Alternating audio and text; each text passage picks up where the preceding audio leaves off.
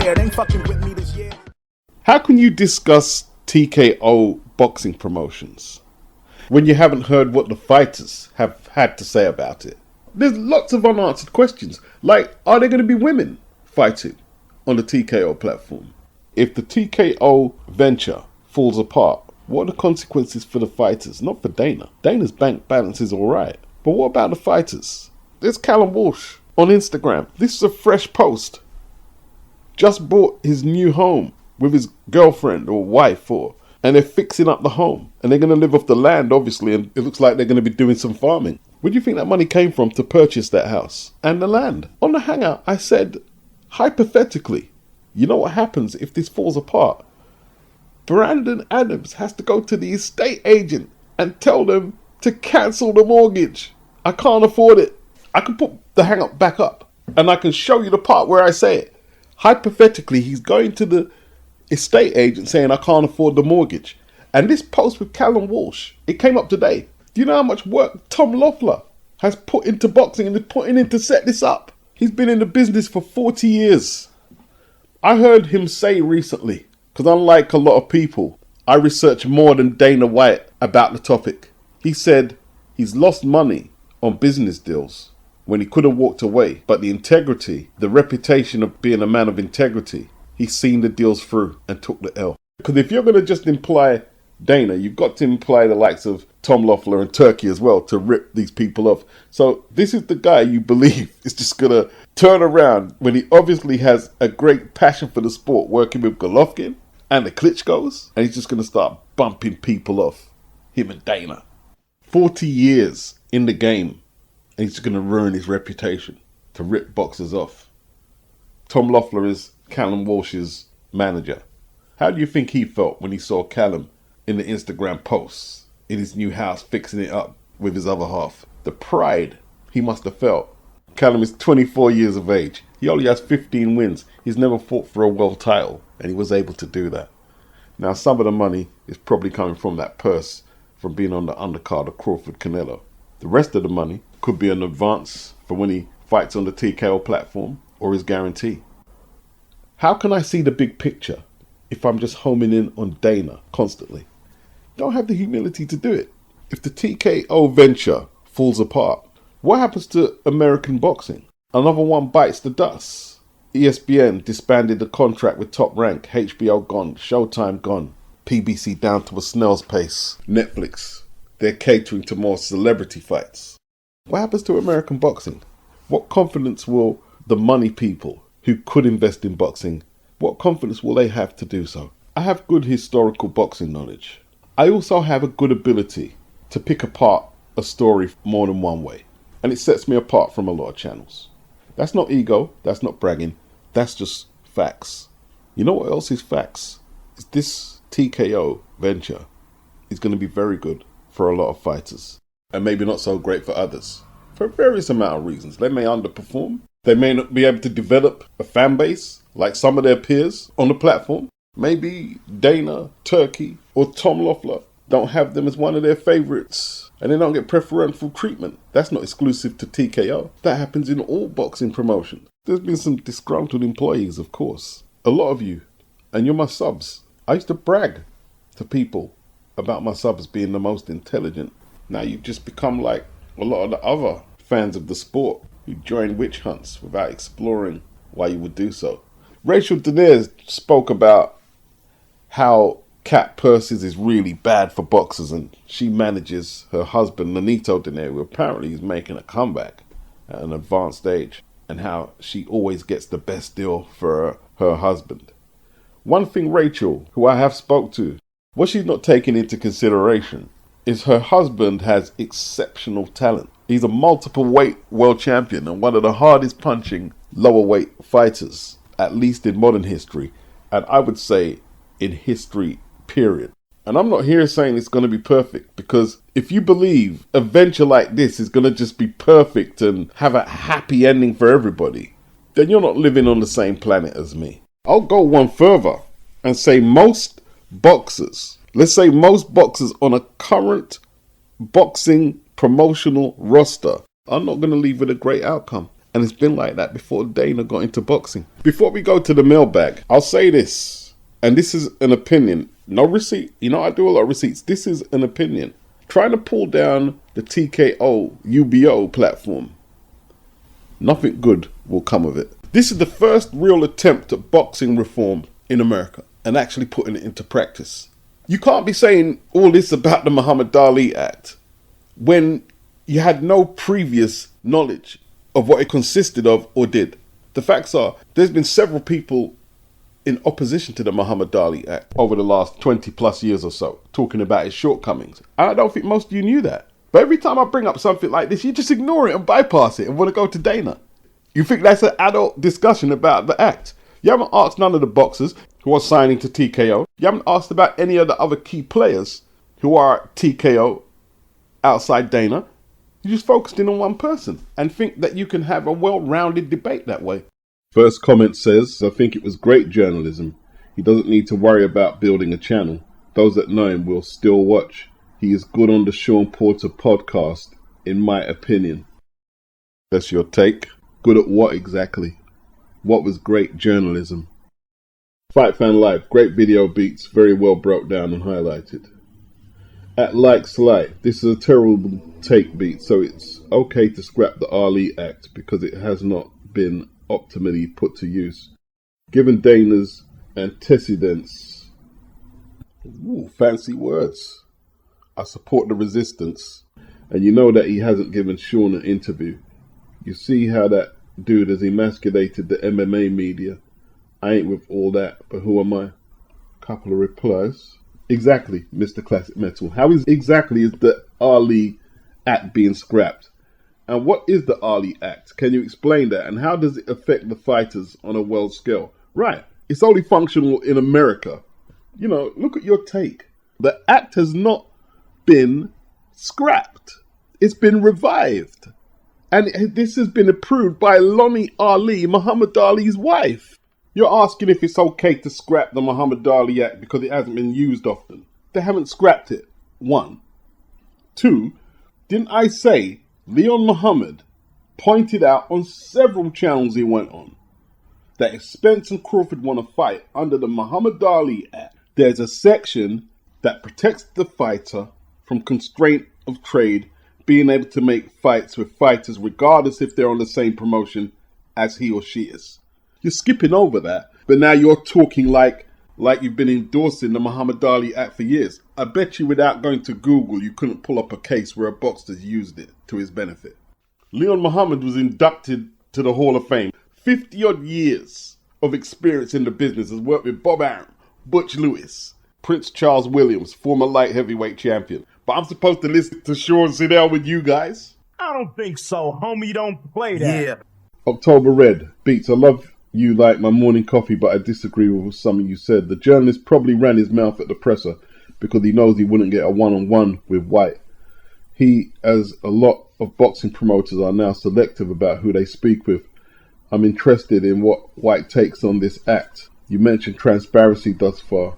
There hasn't been any. It's in its infancy, and that's why we are probing to see what it entails. I like the idea of a super series and building fighters from the ground. Great idea. The healthcare insurance is fabulous. I've advocated for that plenty of times in my content. But what about the business side for the fighter? Transparency on their payments themselves, avoidance of potential future lawsuits. Yeah, they should have sports lawyers and good ones to ensure they're being looked after. And yes, it's free to join, but we can't be blamed for being inquisitive and wanting to know how something will work.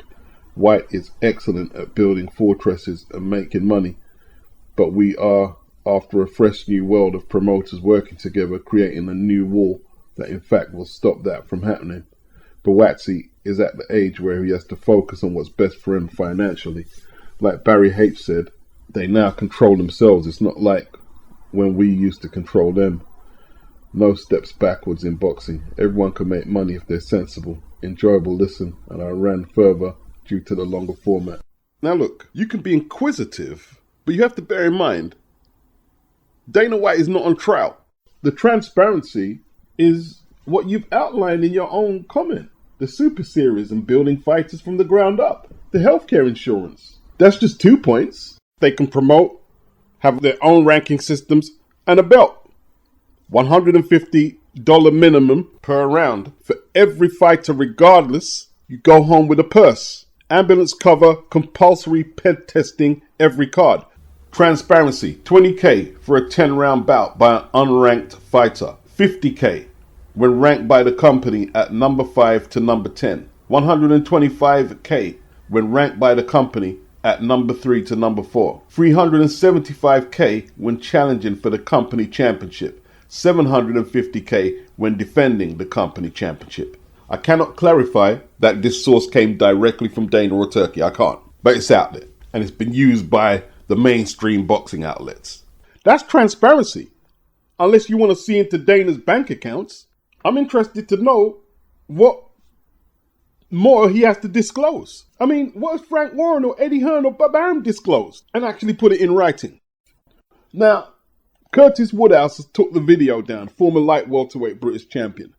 But they're talking about boxers having to sell their own tickets to pay for their opponent.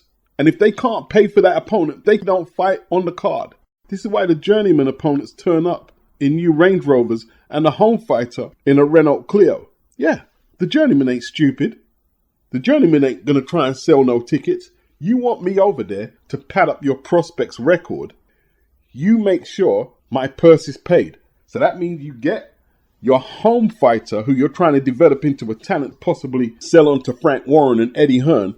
He better sell his tickets so I get my purse and then we can fight. No disrespect.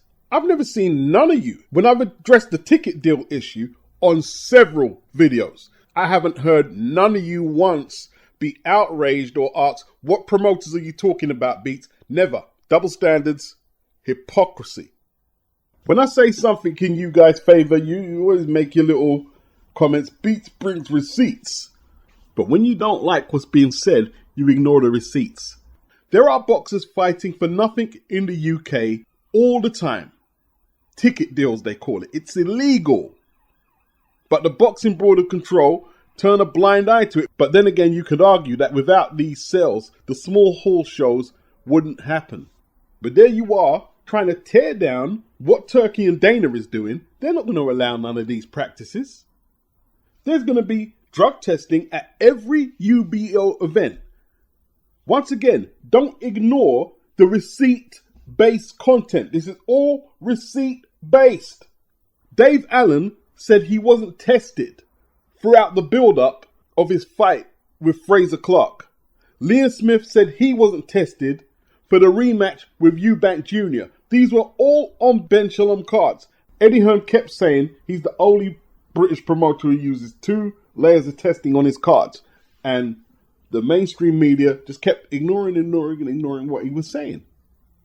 I was one of the only channels, I can't remember no one else, who kept saying, why are they ignoring what he's saying? And when I'm bringing it up, you're an Eddie Hearn fanboy. Like someone in here says I'm defending Dana White. No, dude, it's frustrating, you know what I mean? Because it takes a long time. Probably takes me a lot longer to put together videos than a lot of uploaders because they're not using receipts. It's my opinion. It's my opinions. I disagree, Beats. I feel. You can feel whatever you like. That's a receipt there. Dana White has committed to testing on all his cards. He's committed to that. Or do you claim you want to see PEDs cleaned up in the sport, but totally ignore that there's loads of fighters who are going to fight this weekend unknowingly, risk their health against a juiced up fighter? I'm not indoctrinated. I don't have the Stockholm Syndrome thing going on like some of you do. I don't have it. You want to talk about corruption with the sanctioning bodies we have in current boxing? The same ones where the IBF let Lamont Peterson keep his belt when he popped for testosterone, but the WBA stripped him. The same ones when Roy Jones popped for steroids. They let him keep his title because they didn't recognize the testing process in the state the fight was held against the Jamaican Richard Hall. Daniel Cole Hernandez. I wonder why you're defending Dana so much. Oh well, it's your opinion. The guy is a piece of work. You're saying that the media are hearing what Dana has to say, but he's not saying anything. The fighter pay issue is now affecting the UFC more than ever. The cards in the UFC are shit. All this the best fight, the best talk is a lie. Fighters still duck each other. It's just made worse because the fighters have no incentive to take risky fights. The journalist who asked the question was smart to ask it at the presser, because Dana has censored or banned some journalists from even attending events. The people who are aware of what Dana has been doing with the UFC have every right to be concerned with his involvement in boxing. Mr. Classic Metal, he replies to Daniel, what about Dana's involvement in boxing? How will it affect, let's say, Top Rank Matchroom? Exactly. How will it affect Queensberry? How will it affect British boxing, Australia boxing? It won't. The Muhammad Ali Act only applies to American boxing. The UBO is just an option for the fighter to place trade. That's all it is. They're not even going to be doing World Championship boxing. Well, let me just address Daniel. If you're saying I'm defending someone, that's my opinion. Defending someone is not an opinion. I didn't give you my opinions. I broke down what TKO said they were offering. The belt, no charging to be in the rankings, no sanctioning fees to fight for the titles, healthcare cover, ambulance provision. There's no opinions there. What opinions did I have? Receipt-based context. That's my opinion, bruh. Opinions are like assholes. Everybody's got one. All the points that you're making are about UFC. The pay route, the best fighting, the best, and journalists. That's all UFC related. And hey, he let journalists in for Crawford versus Canelo. Now, if the journalist you guys are bigging up so much chose to ask a question not related to the event and didn't get an answer, and you guys are taking that as some kind of victory, well, that's not your opinion, Daniel. That's your choice, but it's not mine. As for the media getting banned or suppressed, Frank Warren, Tyson Fury, they banned TalkSport. The Money Team, didn't they ban Radio Raheem? Ben Shalom was screening questions. A lot of you like to highlight what Dana does bad, but the other promoters get a pass. That's becoming a pattern. I'm not talking about UFC. I'm talking about UBO.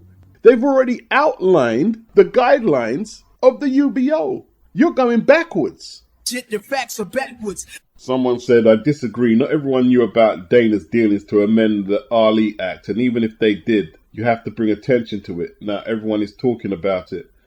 And a non-answer to a question is also an answer. Are you guys trying to be abstract? A non-answer to a question is an answer. And everybody talking about it doesn't mean they're talking sense. Right now, there's a lot of mass hysteria over what exactly. Dana is not on trial for what he did at the UFC. Sean went to a press conference to speak about unrelated topic matter to the event. Like D-Style Boxing says here, how come Sean never asks any of the PBC's puppet promoters about their role in allowing Al to violate the Ali Act that he's currently clutching his pearls about? Thank you. And I've mentioned that on several occasions. Lou DiBella pretending that he's an actual promoter. He tried to make one deal for Deontay Wilder, life-changing money, with DAZN, and Al Heyman threw him out. Fake promoter. Where was the fake outrage from you lot? Or Sean? You're not allowed to be a promoter and a manager under the Ali Act, even if you call yourself an advisor. I agree with Joe Habib. Here's what he says. It turns out that more people were interested in the actual fight and not the proposed amendments to the Muhammad Ali Act. You hear that?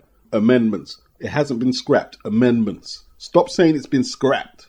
Keep in mind that Muhammad Ali's wife, his widow, who oversees his legacy, likeness, rights, charitable foundations, and business and personal affairs, publicly endorsed the proposed amendments. That should hold more weight than a handful of journalists who are engaging in performative activism. So what is it then? You don't respect Muhammad Ali's wife's wishes? She was beside that man on his deathbed. Riddle Riddler, he says, to call Sean Zittel a kid is a little disrespectful.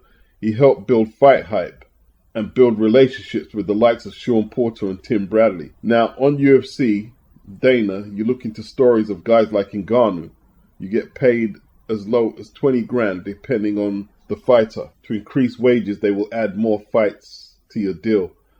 I'm not saying it's right or wrong, but to make UFC worth $1 billion, they're paying fighters peanuts while they're taking huge revenue from sponsorship and gate receipts, etc. So Turkey wants that for boxing because he's losing a lot of money from doing these Riyadh shows. Just to add one more thing, Ben Askren, who fought Jake Paul, who has a 19-1 record, earned more in a Jake fight than his whole career in the UFC. Yeah, because when he signed up to fight on the UFC, he signed up to fight on a platform that caps purses. When he signed up to fight Jake Paul, he had different negotiating leverage. Then the nonsensical claim that Turkey's trying to make money back from huge gate receipts and sponsorship deals because he's losing money. So he should just indefinitely lose money. Is that what you're saying? Of course he wants to make money from the cards. According to Ariel Hawani, around 70 plus fighters have signed up already. They haven't asked for no assistance from me or you because they're getting ganked. Why are you guys so engrossed about deals that the fighters are negotiating? I say to leave people business and mind your own. Not one punch has been thrown. Not one contract dispute has came up. The thing ain't even started. And look at all the shit you're saying already. You need to calm down. I'ma answer all of them questions. Just calm down. Get that down, man. Come on, man. I know what I'm doing, man. Yeah. And you're saying to call Sean Zittel a kid is a little disrespectful. He helped build Fight Hype. Oh, biased ass Fight Hype. He was part of that, yeah? Say no more. Fight Hype, Floyd Mayweather's mouthpiece. And I haven't forgot how biased they was in the back and forth between Deontay Wilder and Anthony Joshua. At Eson77, a little bratty kid then proceeds to do a childish impression, as bad as using emojis. Zittel caught the guy off guard, probably because he's not sure anyone will get access to those questions in a formal environment. Well, Sean Zittel didn't want the interview. When Dana said set up an interview, he just ignored it totally. Ignored him and kept asking questions, so he got what he wanted. There's no need for an interview. He got his 5 minutes of fame. And what I say still stands. Using emojis to try and make your point more pertinent than what it actually is lame. Andres Gomez. This is dangerous logic. Dana built the UFC into a valuable enterprise, but he's done it on the back of exploited fighters and a monopoly on MMA in the USA and escaping regulation. Hence why he wants to gut the Muhammad Ali Act to run boxing plantation style, the way he does the UFC. If the alternative to the current state of boxing is having Dana White in, he'd rather it remains how it is. This man doesn't care for the well-being of fighters and has recently KO'd fighters, take short notice fights with the threat of retaliation if they turn it down, as well as him being way more prone to favoritism than Suleiman or any sanctioning body in boxing. I appreciate Turkey is bankrolling a lot of good fights, but this doesn't earn unconditional support from me. Dana White is a mistake, and the way they're trying to enact legal action to deregulate the sport, as well as instituting those pittance bonuses for entertaining fights and complaining about purses when he jokes about losing millions every night gambling.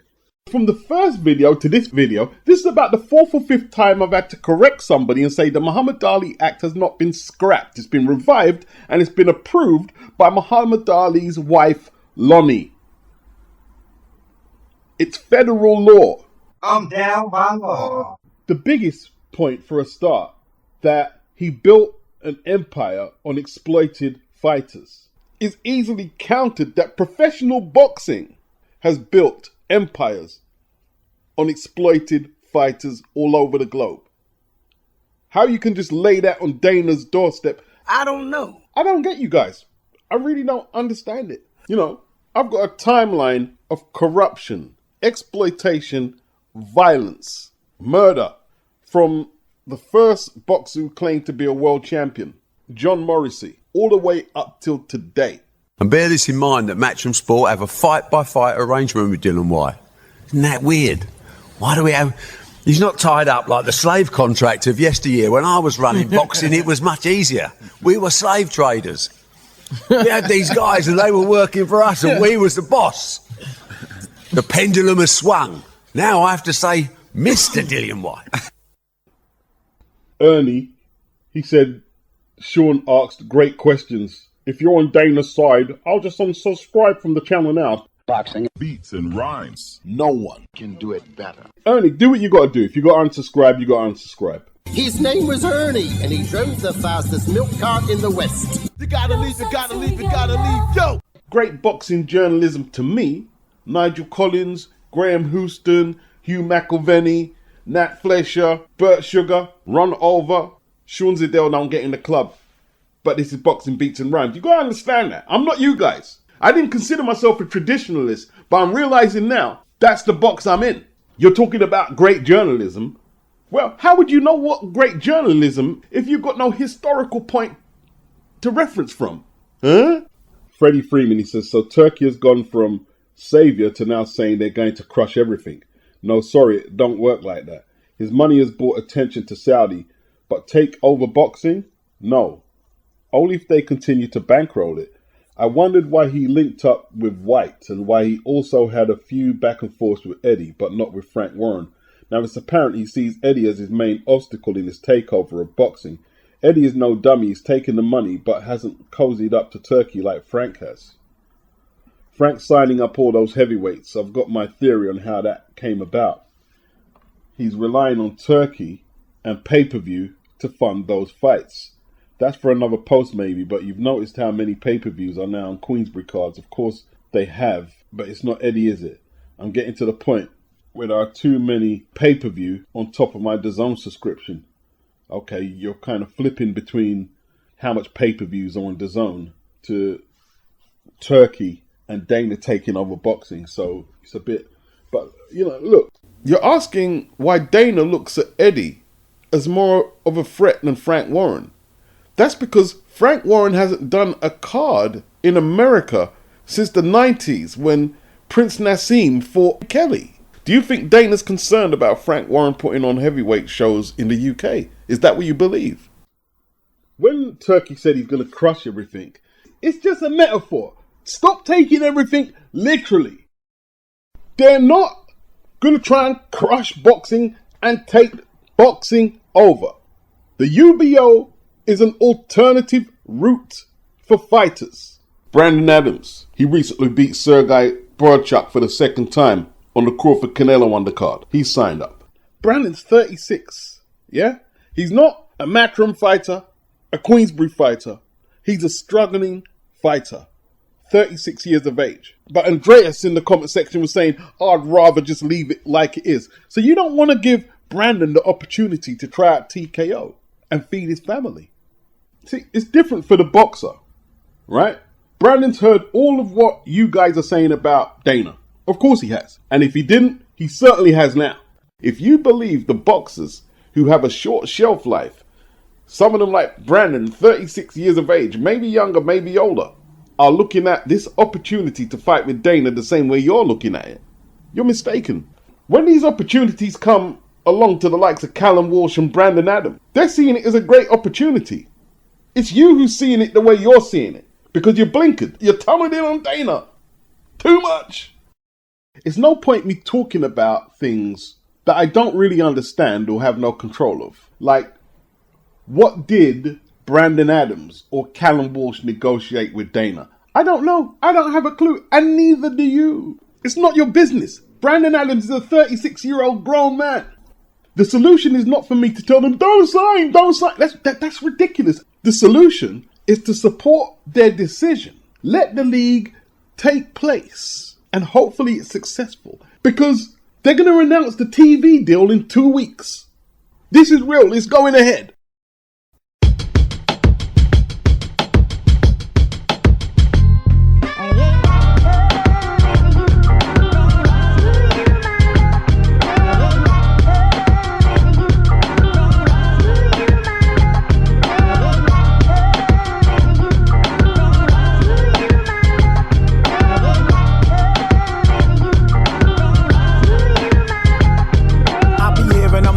Got no peer and it's clear. Fuck I care when they glare, they ain't fucking with me this year. You know the burden I bear, being a model to y'all. Trying to teach them how to rhyme like follow the ball. On the words on the screen, don't be deterred when I scream. I lose my patience at times, but I prefer them to bring some attention when I'm teaching. Infrequent is my lessons. I diagram the patterns, the sequence of my sessions, the secret of perfection, rejection of suggestions, the best without a question. In essence, I was destined to be on top of pedestals, positioned at the pinnacle. Experiences made me wise, they just think I'm cynical. Really, I'm invincible, competition minuscule. Try to spit this shit tongue and tied like a tennis shoe. I just do what winners do, hard work, dedicated. This another victory, let's celebrate it.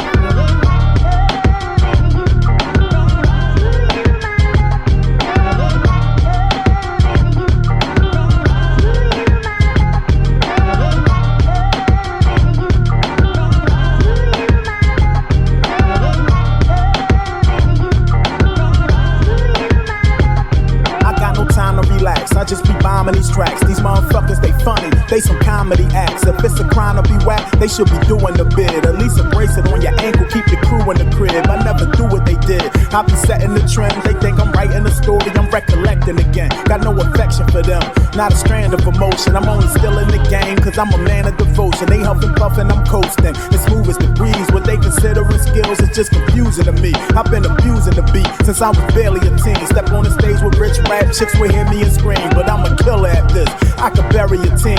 Ask me what I'm worried about and I say nary a thing. How could you worry a king? I'm royalty, yeah, I elevated. This another victory, let's celebrate it.